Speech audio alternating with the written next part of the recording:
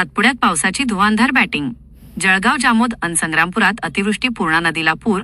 इलोरा संस्थान पाण्याखाली। जळगाव जामोद आणि संग्रामपूर तालुक्यात पावसाने जोरदार बॅटिंग केली असून अनेक भागांत अतिवृष्टी झाली आहे। धुवांधार पावसामुळे परिसरातील जनजीवन विस्कळीत झाले असून पूर्णा नदीला मोठा पूर आला आहे। या मुसळधार पावसामुळे प्रसिद्ध इलोरा संस्थान पूर्णपणे पाण्याखाली गेले आहे। रात्रीपासूनच सुरू असलेल्या संततधार व मुसळधार पावसामुळे विविध महसूल मंडळांत विक्रमी पावसाची नोंद झाली आहे।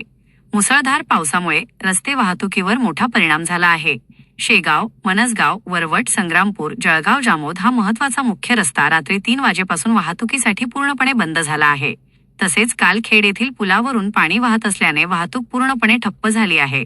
सखल भागांत पाणी साचल्याने आणि नद्या-नाल्यांना उधाण आल्याने प्रशासनाने नागरिकांना सतर्कतेचा इशारा दिला असून आवश्यक काम असल्याशिवाय बाहेर न पडण्याचे आवाहन केले आहे। महाभूमी डिजिटलसाठी अनुप गवळी, जळगाव जामोद, संग्रामपूर।